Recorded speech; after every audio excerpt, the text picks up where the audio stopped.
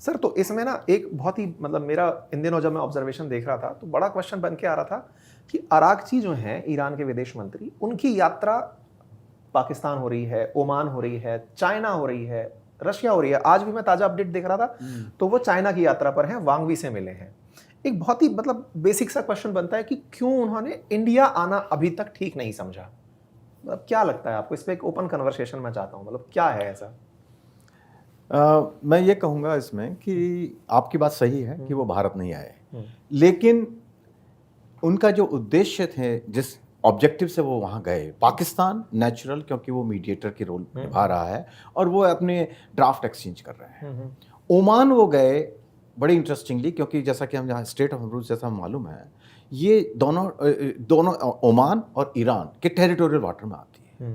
तो ईरान की कोशिश मेरी समझ में जो है वो ये थी कि क्योंकि वो टैक्स लगाना चाहते थे, तो वो ओमान के साथ उन्होंने प्रपोजल ये दिया कि भाई आप भी शेयर करो, हम भी शेयर बांट लेंगे आपस में मिलके एक दूसरे के साथ। तो वो उनका एक उसका एक ऑब्जेक्टिव था, और ओमान एक रोल भी अदा करता रहा है मीडिएशन में यूनिवर्सली। एक तो उनका ये कारण था। रूस और चीन की जो यात्रा है उनकी, वो थी उन मेरे विचार से कि उनका अपना सपोर्ट चाहिए था, क्योंकि वो बिल्कुल आइसोलेट हो गया ईरान। तो वहाँ से उनको मिला भी, क्योंकि प्रेसिडेंट पुतिन ने बात की प्रेसिडेंट ट्रंप को और ऑफर भी दिया।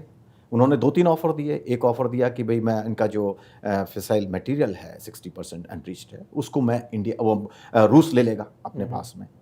तो रूस को फायदा हो रहा था उसमें, और उन्होंने तो इस जो आइसोलेशन था उनका वो उनका खत्म किया। प्रेसिडेंट ट्रंप खैर बहुत समझदार इस बार निकले कि उन्होंने जो साफ कह दिया कि भाई आप यूक्रेन को संभालो, ईरान को मैं संभाल लूंगा, क्योंकि उनको दिखा कि अगर पुतिन यहाँ पे मध्यस्थता करने में आ गए तो उनका रोल जो है कट हो जाएगा, क्योंकि अभी वो पाकिस्तान को यूज कर रहे हैं, और पाकिस्तान जैसा कि हम जानते हैं कि जो वो कहते हैं वो उस तरह की रिक्वेस्ट कर देता है। जैसा कि अभी हमने देखा कि अभी ये जो ऑपरेशन उन्होंने रोक दिया पाकिस्तान की रिक्वेस्ट पे, पाकिस्तान ने कहा कि भाई आप रोक दीजिए क्योंकि समझौता होने वाला है, तो उन्होंने वो रोक दिया। तो वो पाकिस्तान बड़ा अच्छा रोल प्ले कर रहा है प्रेसिडेंट ट्रंप के लिए। लेकिन सर इंडियन जब न्यूज़ इसको पढ़ते हैं ना, तो ये कवर थोड़ी सी ऐसा लगता है कि ये भारत के पक्ष में तो नहीं लगती। क्यों नहीं लगती? क्योंकि जब आप इतनी अच्छी पोजीशन रखते हो, इंडियन ओशन में आपको इतना बड़ा कोस्ट लाइन मिला हुआ है, जीसीसी में आपका बहुत बड़ा इंटरफेरेंस है, बड़े रेमिटेंसेस मिलते हैं, बढ़िया एक्सपोर्ट है, उसके बावजूद भी ईरान आपको कंसीडर नहीं कर रहा है। हालांकि कुछ दिग्गजों का कहना है एक दिन आएगा जब ईरान खुद चल के भारत आएगा कि आप ही बचाओ। ये बहुत फोरसाइटेड सीन है, लेकिन इसमें आपका मतलब मैं जानना चाहता हूँ कैसे देखते हैं आप इसको? देखिए, मैं इसको इस प्रकार देखता हूँ कि पहली बात, ईरान की आज की तारीख में प्रायोरिटी क्या है। स्टार्ट होता है प्रायोरिटी से। प्रायोरिटी उनकी ये है कि ये युद्ध उनको भी सूट नहीं करता है, अमेरिका को भी सूट नहीं करता है, ये ख़त्म हो। तो इसीलिए पाकिस्तान तो एक वो बन गया है मध्यस्तर जो कर रहा है, वो क्या उसका नतीजा होगा वो वक्त बताएगा। ओमान का बिल्कुल जैसे उन्होंने बोला मैं सही मानता हूँ, क्योंकि वो उनका एक ट्रस्टेड पार्टनर था, जिसपे पहले वहाँ उस वेन्यू पे टॉक्स हो रही थी न्यूक्लियर वाली। और रशिया में और चाइना में उनका इंटरेस्ट ये है क्योंकि वो एक स्ट्रेटेजिक पार्टनर्स हैं, और उनके साथ मतलब इस वॉर में भी काफ़ी मदद मिली है। क्योंकि जैसे सैटेलाइट इमेजरीज हैं, सैटेलाइट की है, कुछ ड्रोन्स मिले हैं, मैन पैड इक्विपमेंट मिला है जो एयर डिफेंस के लिए, तो कुछ मिलिट्री वो भी मिली है इनको। और देखिए बॉर्डर्स भी उनके थ्रू सेंट्रल एशियन रिपब्लिक्स एक तरफ चाइना हो जाता है और through central Asian republics Russia से हो जाता है, और ये इनके काफ़ी ट्रेडिशनल टाइज हैं। क्या भारत के साथ टाइज हैं? बिल्कुल है। भारत के साथ भी हिस्टोरिकल, डिप्लोमेटिक, मिलिट्री सारे टाइज हैं। लेकिन अभी उनको पता है कि मैं भारत में जाके अचीव क्या करूँगा। अगर अभी वो आते भी हैं तो क्या भारत इस युद्ध में कुछ परिवर्तन ला सकता है मध्यस्थता में? चीन का लेवरेज है, नहीं मेरा इसमें है, रशिया का लेवरेज है। अब भारत का देखिए, अभी प्राइम मिनिस्टर ने कल भी स्टेटमेंट दिया था जब ये फुजैरा के ऊपर अटैक हुआ है, वो बिल्कुल गलत अटैक उन्होंने किया है, कि उसको भी प्राइम मिनिस्टर ने कंडम किया है, और उसमें ये भी क्लियरली बोला है कि no one should have rights to do all this किसी कंट्री के ऊपर। बिल्कुल सही स्टेटमेंट है। और दूसरा उन्होंने ये भी बोला है कि स्ट्रेट ऑफ हॉर्मुज़ खुला होना चाहिए, वो इंटरनेशनल फ्री शिपिंग लेने किसी का अधिकार नहीं है। बिल्कुल बड़े दो अच्छे स्टेटमेंट दिए हैं। लेकिन क्या अभी ईरान को देखिए, फिर दूसरा एक और शाहबार पोर्ट पे लास्ट टाइम हमने बजट अलॉटमेंट कुछ नहीं किया है, वो भी एक बड़ा क्वेश्चन हो जाता है, क्योंकि हम तो नॉर्थ साउथ वो कॉरिडोर की बात कर रहे थे, corridor. Through Afghanistan, central Asian republics, right up to China. तो भारत का जो रोल है ना अभी, और खासकर देखिए आईमैक कॉरिडोर भी है, वो भी एक बहुत बड़ा इश्यू है। ईरान इसको डाइजेस्ट नहीं कर सकता है आईमैक कॉरिडोर, क्योंकि फिर तो ये इस इलाके में आप देखिए कितना ट्रेड हो जाएगा। सऊदी अरेबिया तो बहुत बड़ा ट्रांजिट पॉइंट बन जाएगा ये सारा ट्रेड का, और ये बिल्कुल बहुत बढ़िया कनेक्टिविटी हो जाएगी। और इनके रिलेशनशिप ईरान इसके थ्रू भी अच्छे हो जाएंगे। किसके थ्रू? इजराइल के साथ, ये सारी कंट्रीज के। और फिर I2U2 है ही अपना। तो ये चीज़ें ना ईरान को डाइजेस्ट नहीं हो रही है। तो इंडिया का जो रोल है, अच्छा रोल है, ट्रेडिशनल फ्रेंडशिप है, लेकिन आज ईरान भी इसको एनालिसिस कर रहा है। वो भी इंडिया को अलग स्थल नहीं करना चाहता है, इंडिया को रखना चाहता है, इंडिया से बातचीत कर रहा है। जयशंकर साहब की बात हुई है, अरागची से कई बार फोन पे बात हुई है, लेकिन अभी टॉप प्रायोरिटी है इस युद्ध में रोकने के लिए इंडिया का क्या कंट्रीब्यूशन हो सकता है, वो उनके दिमाग में आता होगा। और देखिए फिर IRGC मैं जब अफगानिस्तान में डिप्लॉयड था, मैं वहाँ पर जो ईरानियन DA था वो फ्रैंकली वो IRGC वाला था। और उनका जो सिस्टम है वो बिल्कुल ही, मैंने तो देखा था IRGC डोमिनेटेड है। मतलब एक छोटा सा एग्जांपल दे दूंगा, उनका कर्नल था, मैं उस समय ब्रिगेडियर था, मेरे को बोलता है आपकी टॉप लीडरशिप ऑफ इंडिया के लिए ये मैसेज है और आप कन्वे करो। मैंने कहा यार आई गोड़ा एम्बेसडर, और आपका भी एम्बेसडर टू एम्बेसडर करो। बोलता हमारे सुप्रीम लीडर से ये मैसेज आया है, एम्बेसडर वगैरह को हम बिल्कुल नहीं कंसिडर करते हैं, ना हमारे एम्बेसडर को पता है, आप भी अपने एम्बेसडर को नहीं बताना और वो भेजो।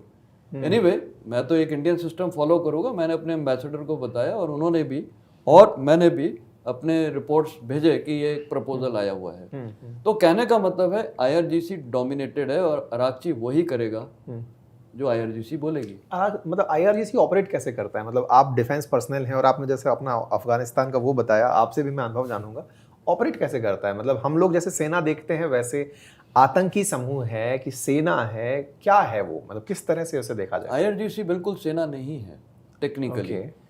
ये ईरान एक ऐसा देश है, देखिए IRGC खड़ी की गई थी, ये ईरानियन जब ये रिवोल्यूशन हुआ था 1979 का, ये बेसिकली वो एलिमेंट्स थे जो उस समय ये जो रेवोल्यूशनरीज के साथ जुड़ गए थे, खोमेनी के साथ तब, और ये सारे उनके साथ जुड़ चुके थे। तो बेसिकली एक रेवोल्यूशन आया था ईरान में, वो हमें हिस्टोरिकली पता है। उनकी सेना तब भी थी और आज भी सेना है। प्रॉपर ईरान की एक आर्मी है, एयरफोर्स है, नेवी है, लेकिन उनको बैकग्राउंड में रेलीगेट कर दिया। ये विश्व में एक अनोखा देश है जहाँ पर दो स्ट्रक्चर्स हैं। एक उनकी प्रॉपर आर्म फोर्सेस है, आर्म फोर्सेस का नाम ही आज कोई नहीं लेता है, लेकिन IRGC का नाम सब लेते हैं। तो IRGC के बेसिक फंडामेंटल क्या था? इनके फंडामेंटल ये थे, इन्होंने स्ट्रक्चर्स क्रिएट किए। जैसे एक तो आपका ये था बसीज फोर्स, ये है इंटरनल सप्रेशन को लिए, कंट्री के अंदर कोई भी आवाज़ उठाए गवर्नमेंट के खिलाफ उसको क्रश करो।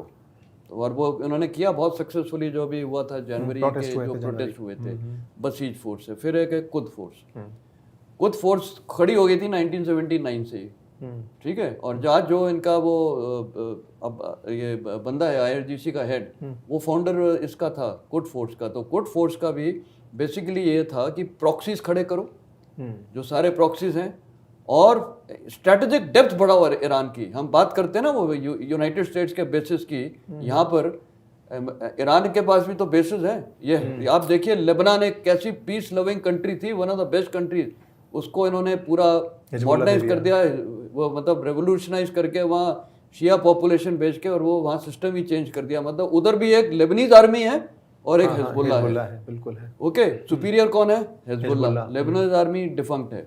इसी प्रकार ईरान में IRGC के साथ, तो इनकी नेवी अलग है, आप देख लिए IRGC की नेवी, IRGC के एयरफोर्स अलग है, एयर डिफेंस अलग है, और इनके पास स्ट्रेटेजिक एरो सिस्टम्स हैं।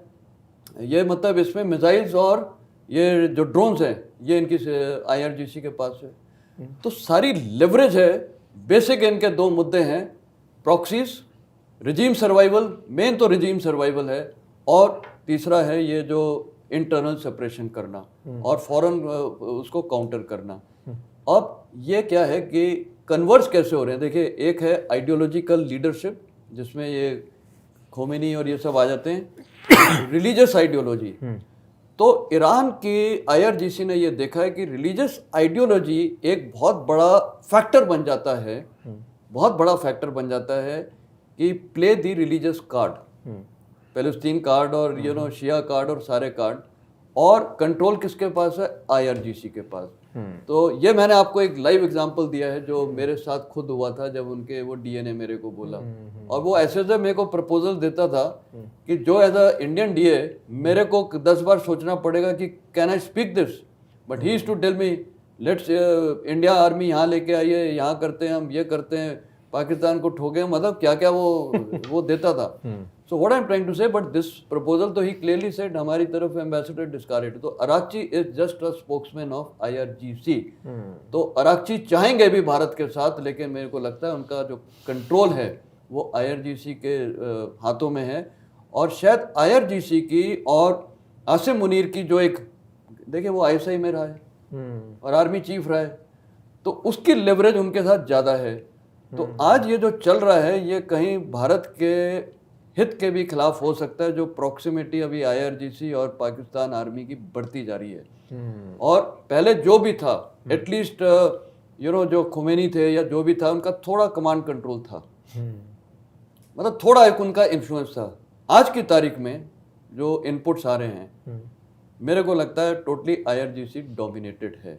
आप इनके स्टेटमेंट देखिए, पेजेस्कियान के देखिए या अराक्ची के, वो तो बड़े ऐसे स्टेटमेंट्स हैं, मतलब वो भी सोच समझ के वो दे रहे हैं। All these are IRGC dominated. और मुस्तफा का तो किसी को पता ही नहीं है वेदर ही इज अलाइव और डेड, जो भी आते हैं वो IRGC से। तो IRGC की जो एक मैकेनिज्म है, आर्म फोर्सेस उनकी नंबर 2 बैकग्राउंड में है, IRGC की पूरी वो है।